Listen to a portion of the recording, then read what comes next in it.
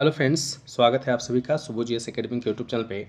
साथियों, exam 72वीं BPSC और Bihar CGL और जितने भी बिहार के एग्ज़ाम होने वाले हैं, इन सभी एग्ज़ाम को देखते हुए मैं आज से एनसीईआरटी का जो ऑल आउट आया है मार्केट में एडुटेरिया का, उसका मैं स्टार्ट कर रहा हूं चैप्टर बाय चैप्टर। और ये जो है पहला वीडियो आप देख सकते हैं एनसीईआरटी क्लास 6 का है और इसमें हम लोग कुल 6 चैप्टर को पढ़ेंगे, यानी कि 6 क्लास में भूगोल में कुल 6 चैप्टर है और 6 चैप्टर के सारे एमसीक्यूज को हम लोग करेंगे इसमें सारा, और व्याख्या सहित हम लोग करेंगे।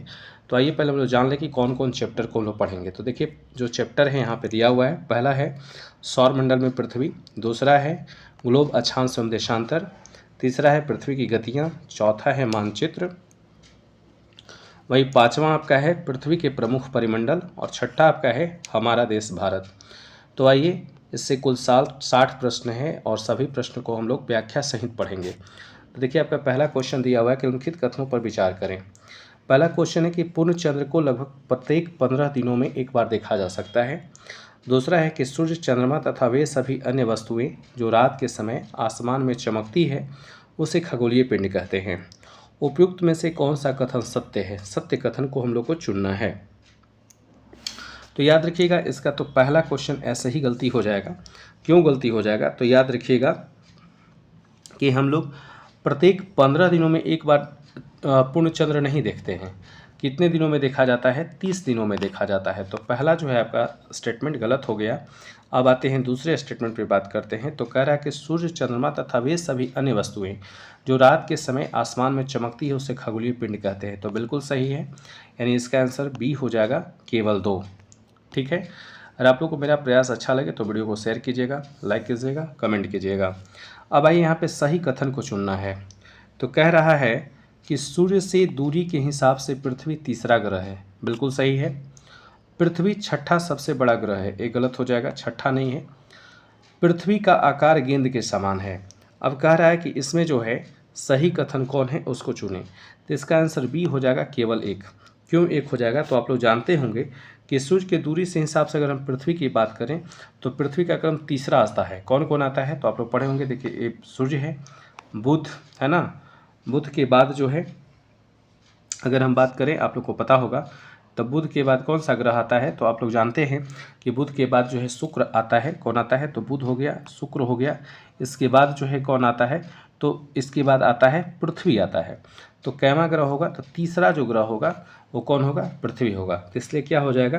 तो आपका केवल 2 आंसर, यानी कि सॉरी, केवल 2 नहीं बल्कि केवल 1 आंसर, यानी कि बी जो ऑप्शन है ये आपका सही हो जाएगा। बी में देखिए केवल 1 दिया हुआ है, बाकी जो है दोनों ऑप्शन गलत है। तीसरा क्वेश्चन कह रहा है कि निम्नलिखित कथनों पर विचार करें। पहला कथन है कि सभी ग्रह सूर्य के चारों ओर वृत्ताकार पथ पर चक्कर लगाते हैं। दूसरा कथन है कि सूर्य से दूरी के सही क्रम में बृहस्पति, शनि, नेपच्यून, यूरेनस। उपयुक्त में से कौन से कथन सत्य है? तो सत्य को पहचानना है। तो ऑप्शन ए है केवल 1, बी है केवल 2, सी है 1 और 2 दोनों, और डी है ना तो 1 ना ही दोनों। तो याद रखिएगा, इसका आंसर क्या हो जाएगा? डी हो जाएगा, ना तो 1 है और ना ही 2 है। अब क्यों नहीं होगा इसे सुनिए। देखिए, अगर हम सौरमंडल की बात करें तो हमारे सौरमंडल में कुल जो है 8 ग्रह हैं। आप लोग भी जानते हैं कि कुल कितने ग्रह हैं? 8 ग्रह हैं। और 8 ग्रह में अगर हम सूर्य से दूरी के हिसाब से अगर बात करें तो देखिए, हमारा सूर्य हो गया, और सूर्य से दूरी की बात करें तो बुध है। बुध के बाद आपका होता है, कौन होता है? तो शुक्र होता है। इसके बाद आपका पृथ्वी होता है। पृथ्वी के बाद आपका मंगल है। फिर यहाँ पे क्या है? स्ट्रेट बेल्ट है। ठीक है। उसके बाद फिर क्या होता है? तो याद रखिएगा, इसके बाद आपका बृहस्पति है, फिर शनि है, यूरेनस है, और कौन है? नेपच्यून है। तो कुल कितने ग्रह हैं? 8 ग्रह हैं। ठीक है, 8 ग्रह हैं। अब यहाँ कह रहा है कि सभी ग्रह सूर्य के चारों वृत्ताकार पथ पर चक्कर लगाते हैं। तो नहीं, वृत्ताकार पथ पर नहीं। उसके बाद दूसरा कह रहा है कि सूर्य से दूरी के सही क्रम में है। तो देखिए, यहाँ पे दिया बृहस्पति, शनि, नेपच्यून, यूरेनस। तो बृहस्पति तो यहाँ आपका है, तो ये तो ऐसे ही गलती हो गया। तो क्यों होगा? तो याद रखिएगा कि हमारे सौरमंडल में 8 ग्रह हैं।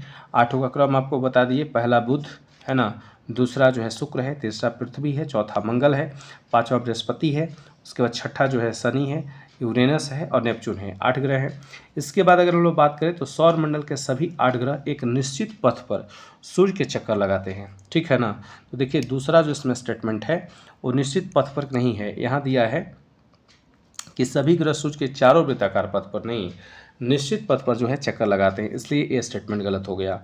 उसके बाद कहता है कि ये रास्ते जो है दीर्घवृत्ताकार फैले हुए हैं। उस और याद रखिएगा, एक जो दीर्घवृत्ताकार जो रास्ते फैले हुए हैं उसे हम लोग क्या कहते हैं, कक्षा कहते हैं। अगर आपसे सवाल वहीं पे पूछ रहे कि सूर्य का सबसे नज़दीकी ग्रह कौन है, सूर्य का सबसे नज़दीकी ग्रह कौन है, तो याद रखिएगा बुध है। और बुध का परिक्रमण काल कितना है, तो याद रखेंगे कितना है, 88 दिन का है। यानी कि बुध अपना एक परिक्रमा 88 दिन में पूरा कर लेता है। ठीक है, वही याद रखिएगा कि बुध पर जो है रातें अधिक बर्फीली होती है और दिन में उतना ही क्या होता है, अधिक गर्मी होता है। तो मैं समझता हूँ आप लोग को क्लियर हो गया होगा। अब आइए चौथा क्वेश्चन दिया हुआ है कि निम्नलिखित ग्रहों को उनके उपग्रहों यानी कि चंद्रमाओं की संख्या से मिलान करें। देखिए ये सवाल पूछा जाता है। तो नेपच्यून है, नेपच्यून के सामने आपको 16 दिया है, यूरेनस के सामने 28 है, बृहस्पति के 101 है और मंगल का 2 है। तो आइए अब इसका सही जो मिलान होगा इसको हम लोग देख लें। तो ध्यान दीजिएगा, इसका आंसर जो है ए हो जाएगा, यानी कि ए का फर्स्ट, बी का 2, सी का 3, डी का 4। क्यों होगा, तो याद रखिएगा, तो याद आप लोग रखिएगा क्यों होगा। तो देखिए नेपच्यून का जो है, ठीक है, नेपच्यून की अगर बात करें तो नेपच्यून के कितने उपग्रह हैं, तो 16 हैं। कितना है नेपच्यून के उपग्रह, 16 है। वहीं यूरेनस की अगर बात करें तो यूरेनस का जो है लगभग 28 उपग्रह है। वहीं अगर हम बृहस्पति की बात करें तो बृहस्पति का जो है लगभग 101 उपग्रह है। और मंगल का बात करें तो मंगल का 2 है ही, आप लोग को पता ही होगा, फोबोस और डिमोस। आप लोग को कमेंट में ये बताना है कि बृहस्पति का जो सबसे बड़ा उपग्रह है उसका क्या नाम है, आप लोग कमेंट में ये बताइएगा। अगर आपसे पूछे कि बुध का कितने उपग्रह हैं, तो बुध का एक भी उपग्रह नहीं है। वहीं शुक्र का भी एक भी उपग्रह नहीं है। पृथ्वी की अगर बात करें तो पृथ्वी के कितने उपग्रह हैं, तो एक है। कितना है, एक है। ठीक है, और शनि के लगभग कितने उपग्रह हैं, अगर आपसे सवाल पूछ दे कि शनि के कितने उपग्रह हैं, तो शनि का याद रखिएगा वर्तमान समय में 285 उपग्रह हैं। कितने हैं, 285 है लगभग में। ठीक है ना, तो सबसे अधिक अगर आपसे सवाल पूछ दे कि सबसे अधिक किसके उपग्रह हैं, तो शनि के हैं, और कितना है, 285। आइए पांचवा सवाल को हम लोग देखें। पांचवा क्वेश्चन कह रहा है कि कथन है पृथ्वी से हमें चंद्रमा का केवल एक ही भाग दिखाई पड़ता है। कारण दिया है कि चंद्रमा पृथ्वी का एक चक्कर लगभग 27 दिन में पूरा करता है। अब इसमें कूट के हिसाब से हम लोग को क्या करना है, इसका आंसर जानना है।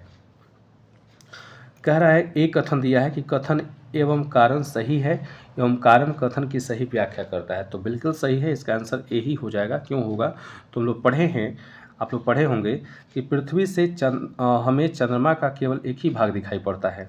और ये भी आप लोग पढ़े होंगे कि चंद्रमा जो है पृथ्वी का एक चक्कर लगभग 27 दिनों में पूरा करता है। तो ये क्या हो जाएगा, कथन और कारण दोनों सही है। आइए नेक्स्ट क्वेश्चन को हम लोग देखें, छठा क्वेश्चन को। ठीक है, इसमें कुल 60 प्रश्न है और मैं आप लोग से यही बोलूँगा कि अगर आप लोग मेरा सपोर्ट करना चाहते हैं तो वीडियो को ज़्यादा से ज़्यादा शेयर कीजिएगा, कमेंट कीजिएगा, लाइक कीजिएगा। ये छठा क्वेश्चन कह रहा है कि निम्नलिखित कथनों पर विचार करें, और मैं आपको चैप्टर वाइज जो है प्रत्येक दिन करवा दूंगा वीडियो के माध्यम से। तो क्लास 6 का ये मेरा जो है क्लास 6 का ज्योग्राफी का मतलब सारे चैप्टर्स से लिया गया क्वेश्चन है। इसके बाद हम क्लास 7 का करेंगे, फिर 8वां क्लास का करेंगे, ऐसे सारे क्लास का करेंगे। तो छठा क्वेश्चन कर रहा है कि निम्नलिखित कथनों पर विचार करें। अब आइए कौन कौन कथन दिया है। तो एक में है कि उपग्रह अपने ग्रहों के साथ साथ सूर्य की भी परिक्रमा करते हैं। दूसरा दिया हुआ है कि चंद्रमा का व्यास पृथ्वी के व्यास का 1/3 है। अब उपयुक्त में से कौन से कथन सत्य हैं, उपयुक्त में से कौन से कथन असत्य है, असत्य को छांटना। देखिए असत्य लिखा हुआ है। ठीक है, तो आइए इसका आंसर को हम लोग देखें। तो इसका आंसर जो है केवल 2 हो जाएगा, यानी कि ऑप्शन इसका बी है। अब क्यों 2 हो जाएगा, तो इसको देखिए। तो हम लोग पढ़े हैं कि हमारी पृथ्वी के पास केवल एक उपग्रह है, और कौन उपग्रह है ये भी आप लोग जानते हैं, चंद्रमा है ना।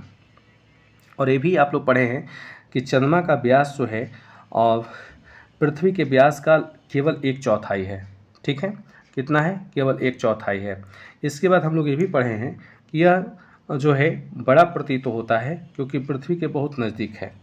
और दूसरा पॉइंट ये भी जान लीजिए आप लोग, एक पॉइंट और आप लोग को बता दें कि उपग्रह एक खगोलीय पिंड है जो ग्रहों के चारों ओर उसी प्रकार चक्कर लगाता है जिस प्रकार जो है सूर्य के चारों ओर जो है चक्कर लगाते हैं। तो यहाँ पे आपको ऑप्शन दिया हुआ है कि उपग्रह अपने ग्रहों के साथ साथ सूर्य की भी परिक्रमा करते हैं। तो ये बिल्कुल सही हो जाएगा। क्यों सही हो जाएगा, तो याद रखिएगा पहला क्वेश्चन जो है सही है, पहला स्टेटमेंट क्यों सही है? तो इसलिए सही है कि उपग्रह क्या है? खगोलीय पिंड है जो ग्रहों के चारों ओर उसी प्रकार चक्कर लगाता है जिस प्रकार ग्रह सूर्य के चारों ओर चक्कर लगाते हैं। तो इसलिए हमारा जो है पहला स्टेटमेंट सही हो जाएगा और दूसरा क्या हो जाएगा? गलत हो जाएगा। और यहाँ पे हम लोग को क्या चुनना है? असत्य कथन को चुनना है, इसलिए आंसर जो है बी हो जाएगा। 7वां सवाल है, किन ग्रहों के कोई भी उपग्रह मौजूद नहीं है? तो यहाँ पे ऑप्शन है बुध, नेपच्यून, यूरेनस, शुक्र। तो हम लोग अभी जस्ट पढ़ें कि कौन कौन ग्रह के कितने जो है उपग्रह हैं। तो बुध का अगर हम बात करें तो बुध के ग्रह कितने हैं? उपग्रह कितने हैं? 0 हैं। वहीं अगर हम यूरेनस की बात करें तो यूरेनस का जो है लगभग 28 उपग्रह हैं। उसके बाद नेपच्यून की अगर हम बात करें तो नेपच्यून का जो है लगभग 16 उपग्रह है।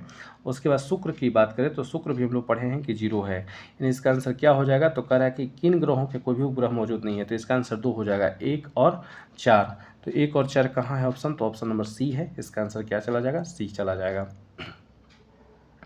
आइए 8वां नंबर जो क्वेश्चन कह रहा है, निम्नलिखित कथनों पर विचार करें। ठीक है, अब हम लोग देखते हैं। पहला कह रहा है कि अमावस्या के दिन चंद्रमा की सतह पर मौजूद पर्वत, मैदान एवं गड्ढे की छाया को देखा जा सकता है। बिल्कुल कथन सही है। दूसरा कहता है कि ज्योमेट्री का अर्थ पृथ्वी का मापन होता है। ये गलत है। ज्योमेट्री का अर्थ जो है पृथ्वी का मापन नहीं है, बल्कि आप लोग जानते होंगे कि ज्योमेट्री जो शब्द है, यानी कि ज्यामिति जो शब्द है, एक ग्रीक शब्द है और किससे लेकर मिला है? तो जियो से लेकर के मिला है और मेट्रोन से मिला है। अब आप लोग ये भी जानते होंगे कि जियो का जो अर्थ होता है वो पृथ्वी होता है और मेट्रोन का क्या होता है? मापन होता है ना। इसलिए ज्यामिति का वास्तविक अर्थ जो है पृथ्वी के मापन है। ठीक है ना, याद रखेंगे। सॉरी होगा, मैं थोड़ा सा क्षमा चाहता हूँ, मैं गलती बता दिया, है ना। ज्योमेट्री का अर्थ क्या है? पृथ्वी का मापन है। ये भी आपका होगा, दोनों स्टेटमेंट होगा। यानी कि क्या होगा? अमावस्या के दिन चंद्रमा की सतह पर मौजूद पर्वत और मैदान के गड्ढे की छाया को देखा जा सकता है। ये भी सही है। इसके बाद अगर हम बात करें तो ज्योमेट्री का अर्थ पृथ्वी का मापन है। ये भी सही है, 2 सही है। इसके बाद नील आर्मस्ट्रांग जो है पहले व्यक्ति थे जिन्होंने 20 जुलाई 1869 को सबसे पहले चंद्रमा की सतह पर कदम रखा था। तो ये भी आपका सही है। यानी कि तीनों स्टेटमेंट क्या हो जाएगा? सही हो जाएगा। 1 2 तीनों आपका क्या हो जाएगा? सही हो जाएगा। तो इसका आंसर कहाँ चला जाएगा? तो याद रखिएगा, इसका आंसर जो है डी चला जाएगा। 1 2 3। देखिए, बहुत लोग आपको बोलेंगे कि ज्योमेट्री का अर्थ जो है पृथ्वी का मापन नहीं है, तो ये बिल्कुल है। कैसे है मैं आपको बता दूं, फिर से मैं आपको बता रहा हूँ। ज्योमेट्री जो शब्द है वो ग्रीक भाषा से लेकर बना है और जियो का अर्थ ही होता है पृथ्वी और मेट्रोन का अर्थ होता है मापना, है ना। तो ये भी आपका क्या हो जाएगा? सही हो जाएगा। नहीं, 1 2 3 तीनों सही है। आइए 9वें नंबर क्वेश्चन को हम लोग देखें। 9वां नंबर क्वेश्चन कह रहा है कि निम्नलिखित कथनों पर विचार करें। कह रहा है आंतरिक ग्रह जो सूर्य के बहुत नज़दीक हैं गैस और तरल पदार्थों से बने हैं। ये सही है। दूसरा कह रहा है कि आंतरिक ग्रह में केवल बुध, शुक्र, पृथ्वी एवं मंगल आते हैं। ठीक है। तीसरा कह रहा है बाह्य ग्रह जो सूर्य से बहुत दूर हैं वे चट्टानों से बने हैं। चौथा कह रहा है बाह्य ग्रह में बृहस्पति, शनि, यूरेनस और नेपच्यून आते हैं। उपयुक्त में से कौन से कथन असत्य है? तो देखिए यहाँ पे असत्य कथन को चुनना है। तो याद रखिएगा, इसका आंसर जो है सी चला जाएगा, क्योंकि केवल 1 और 3। अब क्यों 1 और 3 जाएगा? तो देखिए 1 में कह रहा है कि आंतरिक ग्रह जो सूर्य के बहुत नज़दीक हैं गैस और तरल पदार्थों से बने हैं। ठीक है। तो याद रखिएगा आंतरिक ग्रह में कौन कौन आते हैं, पर फिर से मैं आपको रिकॉल कर दूं तो बुध, शुक्र, पृथ्वी एवं मंगल जो है आंतरिक ग्रह यानी कि पार्थिव ग्रह आते हैं। और ये जो है चट्टानों से बने हैं। किससे बने हैं? चट्टानों से बने हैं। और यहाँ आपको दिया है तरल पदार्थों से बने हैं, इसलिए क्या हो जाएगा? गलत हो जाएगा। इसके बाद और हमको क्या छांटना है? सत्य ही छांटना है, तो पहला हमारा गलत है। इसके बाद हम तीसरा क्वेश्चन पे बताएं तो तीसरा कह रहा है कि बाह्य ग्रह जो सूर्य से बहुत दूर है वे चट्टानों से बने हैं। तो बाह्य ग्रह में कौन कौन आते हैं? तो जान लीजिए बृहस्पति, शनि, यूरेनस एवं नेपच्यून आते हैं। और ये जो हैं गैस एवं तरल पदार्थों से बने हैं। तो ये जो है यहाँ पे दिया है चट्टानों से बने हैं, इसलिए क्या हो जाएगा? ये भी आपका गलत हो जाएगा, है ना। तो इसका आंसर क्या चला जाएगा? तो याद रखिएगा 9 का आंसर आपका सी हो जाएगा, यानी कि 1 और 3 हो जाएगा। कौन हो जाएगा? 1 और 3। अब आइए हम लोग 10 नंबर क्वेश्चन को देखें। 10 नंबर हमारा क्वेश्चन कह रहा है निम्नलिखित कथनों पर विचार करें। निम्नलिखित कथनों पर विचार करें। पहला हमारा जो कथन दिया है पृथ्वी, शुक्र, बृहस्पति और मंगल को पार्थिव ग्रह या आंतरिक ग्रह कहा जाता है। दूसरा कह रहा है कि सबसे ज़्यादा चंद्रमा की संख्या शनि एवं यूरेनस के पास हैं। उपयुक्त में से कौन से कथन सत्य है? इसमें सत्य कथन को छांटना है। तो याद रखिएगा, इसका दोनों में से कोई कथन सत्य नहीं है। तो क्या हो जाएगा इसका आंसर? डी हो जाएगा। कौन सा हो जाएगा? डी। ना तो एक और ना ही दो। ठीक है। आइए 11 नंबर सवाल कह रहा है निम्नलिखित कथनों पर विचार करें। अब देखिए क्वेश्चन क्या कह रहा है, इसके बारे में पहले हम लोग पढ़ लें, तब आगे चलेंगे। तो कह रहा है कि चंद्रमा इसका व्यास पृथ्वी के व्यास का केवल 1/4 है। चंद्रमा जो है इसका व्यास पृथ्वी के व्यास का 1/4 है। यह हमसे लगभग कितना दूरी है? तो याद रखिएगा 3,84,400 किलोमीटर दूर है। इसके बाद आइए नेक्स्ट जो दिया है उसके बारे में हम लोग देख लें। कह रहा है कि उपयुक्त में से कौन से कथन सत्य है? तो याद रखिएगा इसका जो है सी हो जाएगा, यानी कि 1 और 2 दोनों सही है। निम्नलिखित कथनों पर विचार करें। केवल बृहस्पति शनि के चारों ओर छल्ले हैं। पहला सवाल क्या है कि केवल बृहस्पति शनि के चारों ओर छल्ले हैं। पृथ्वी से इन छल्लों को शक्तिशाली दूरबीन की सहायता से देखा जा सकता है। उपयुक्त में से कौन से कथन सत्य है? तो याद रखिएगा इसमें जो है केवल 2, मतलब इसका आंसर बी हो जाएगा, नहीं केवल 2। कौन होगा? केवल 2। क्यों केवल 2 होगा? तो देखिए पहला कह रहा है कि केवल बृहस्पति शनि के चारों छले हैं, तो नहीं, केवल बृहस्पति और शनि के नहीं हैं। किसके किसके हैं? यूरेनस के भी लगभग 28 हैं, नेपच्यून के भी 16 हैं, है ना। तो अच्छा, उसके बाद मंगल के भी हैं, तो यहाँ पे केवल दे दिया, इसलिए गलत हो जाएगा। अब दूसरा जो है, दूसरा कह रहा है कि पृथ्वी से इन छल्लों को शक्तिशाली दूरबीन की सहायता से देखा जा सकता है। तो ये बिल्कुल सही है, इसलिए इसका आंसर क्या हो जाएगा? बी चला जाएगा। और ये सारे सवाल जो हैं चैप्टर नंबर 1 से लिया गया है। क्लास 6 के एनसीईआरटी चैप्टर नंबर 1 से क्वेश्चन लिया गया है। हम लोग चैप्टर 5, 6 से भी लिए हैं, दिखाएंगे आप लोगों को क्वेश्चन। आय कह रहा है कि निम्नलिखित कथनों पर विचार करें।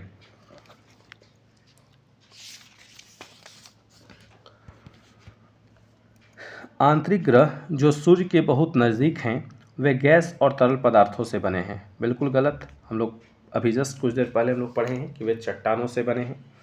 इसके बाद कह रहा है बाह्य ग्रह जो सूर्य से बहुत दूर है वे चट्टानों से बने हैं। बिल्कुल गलत। अभी जस्ट हम लोग पढ़े हैं कि ये जो है तरल पदार्थों से बने हैं।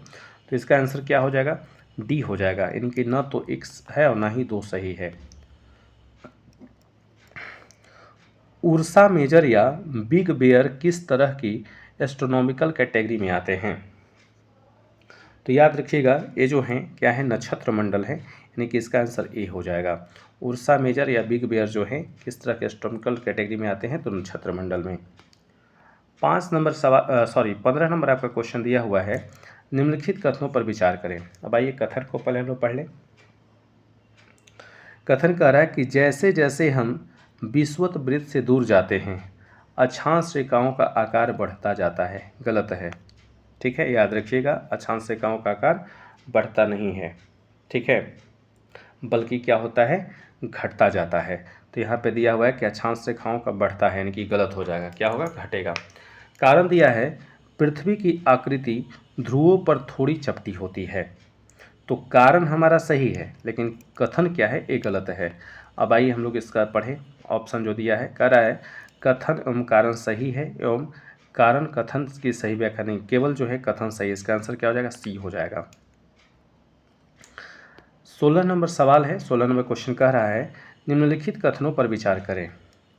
ग्रीनविच से पूर्व के स्थानों का समय ग्रीनविच समय से पीछे होता है तथा पश्चिम के स्थानों का समय आगे होता है।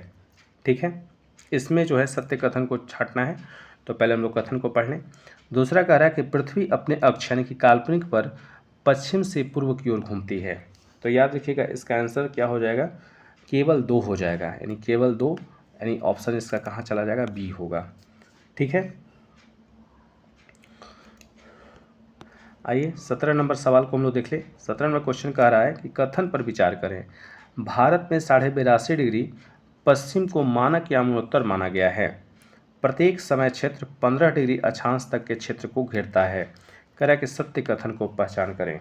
तो याद रखिएगा इसका दोनों में से कोई कथन जो है सही नहीं है, यानी आंसर चला जाएगा ना तो 1 ना ही 2। अब क्यों नहीं है आइए इसके बारे में आपको मैं जानकारी दे दूं।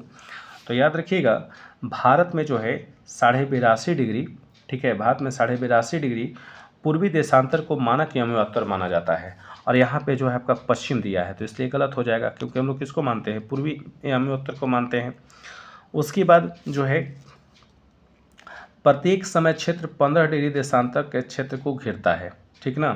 तो एक तरह के प्रत्येक समय क्षेत्र जो है 15 डिग्री देशांतर के क्षेत्र को घेरता है, तो ये भी क्या है हमारा गलत हो जाएगा, याद रखिएगा, ठीक है। तो इसका आंसर क्या हो जाएगा, ना तो 1 ना ही 2।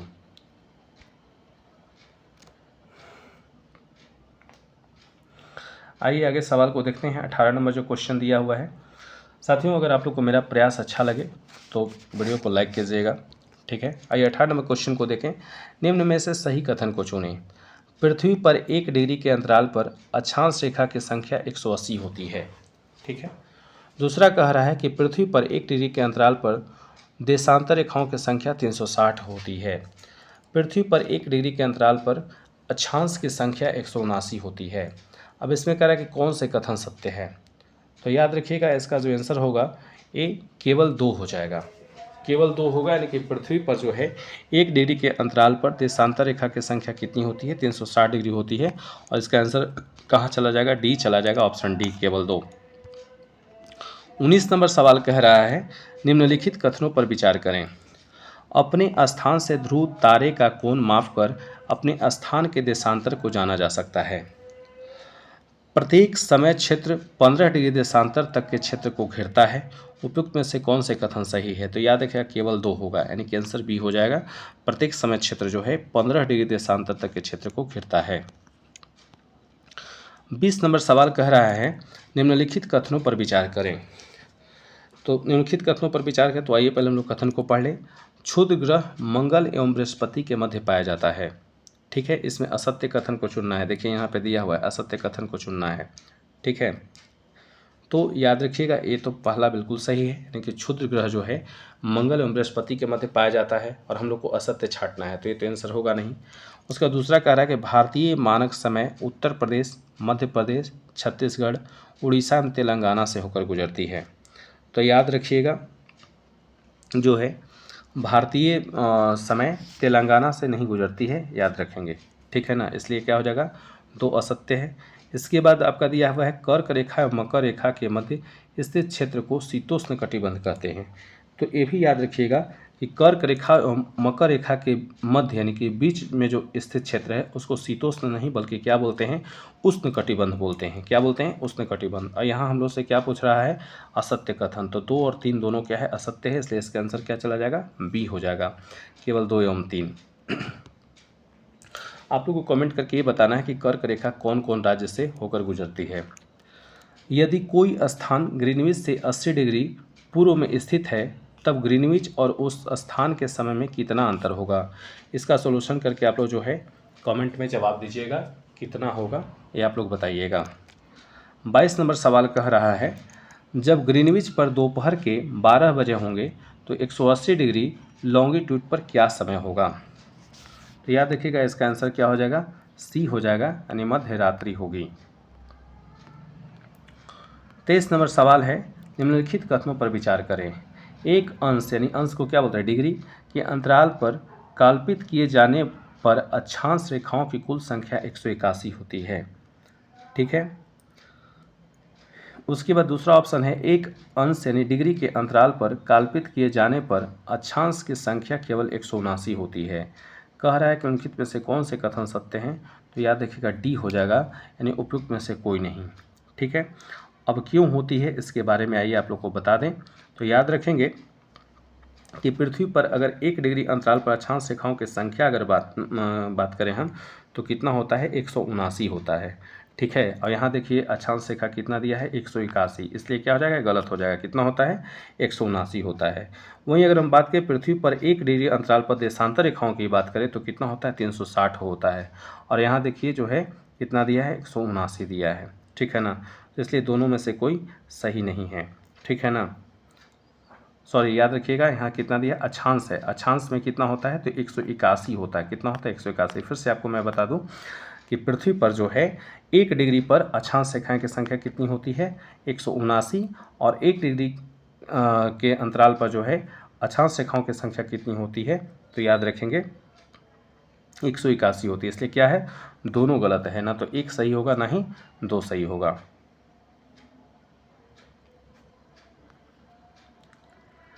आइए 24 नंबर सवाल जो है, 24 नंबर क्वेश्चन दिया हुआ है, निम्नलिखित में से कौन सा विकल्प सबसे अच्छी तरह से यह बताता है कि शीत कटिबंधों को बहुत कम ऊष्मा क्यों मिलती है।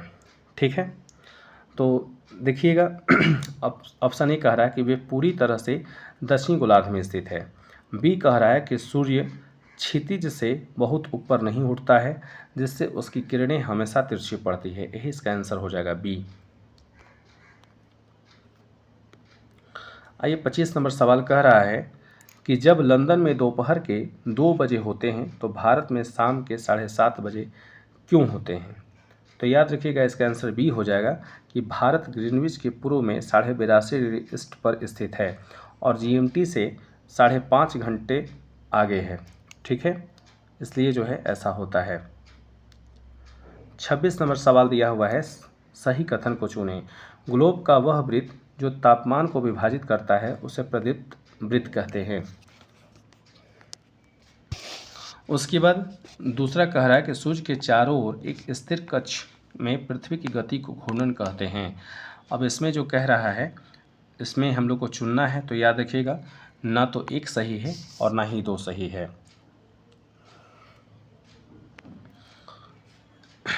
इसके बाद जो है आइए 28 नंबर क्वेश्चन को देखिए। 28 नंबर क्वेश्चन कह रहा है कि उत्तर आयनांत की स्थिति पर विचार करें।